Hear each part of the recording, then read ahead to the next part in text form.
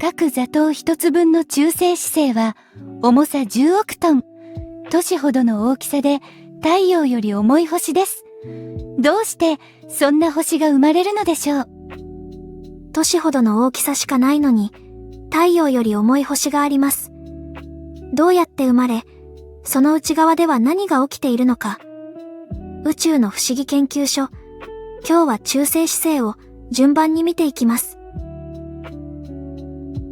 夜空に輝く星は永遠のように見えて、実はいつかその一生を終えます。そしてその終わり方は星の重さで大きく違います。私たちの太陽のような星は最後は静かに膨らんで、やがてそっと冷えていきます。激しい終わり方はしません。ところが太陽よりずっと重い星は全く違う最後を迎えます。想像を絶する激しい終わり方です。重い星は一生の果てに自らを支えきれなくなり、途方もない大爆発を起こします。超新星爆発です。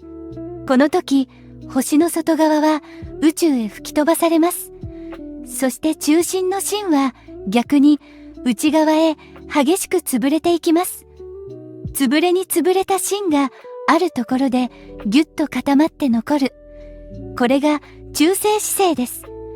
宇宙で最も密度の高い天体の一つです。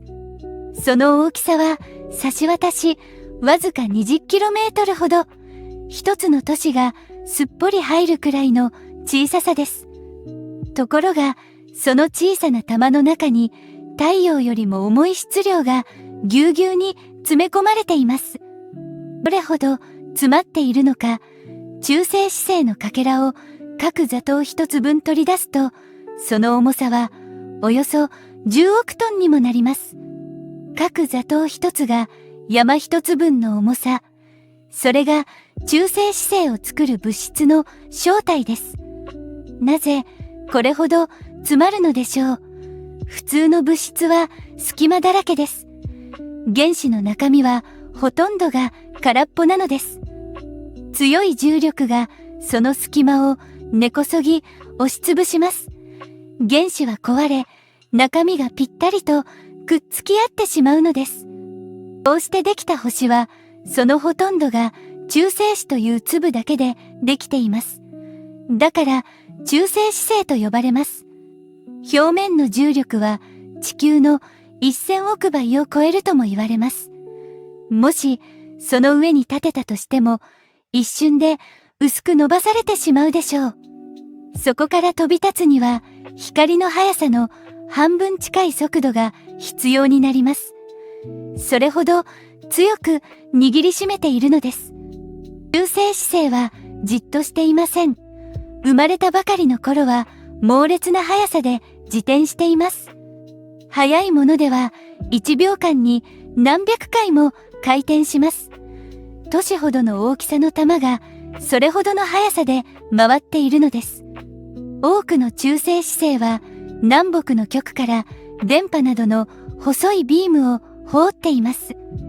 星が回るたびにそのビームがこちらを向いたり背いたり、灯台の光のように規則正しく明滅して見えます。地球から見るとその明滅は時計のように正確です。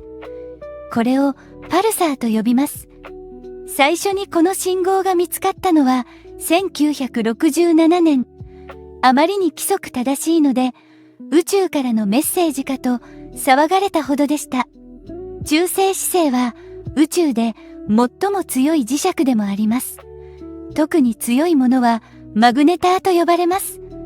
その磁力は地球の磁石の桁違い、近くにあるものを原子のレベルから歪めてしまうほどの強さです。中性子星の表面は信じられないほど硬く滑らかです。一番高い山でもその高さはわずか数ミリしかありません。それでも稀にその硬い表面がピシリと割れることがあります。星の地震、星震です。宇宙には中性子星が2つ互いを回り合う組もあります。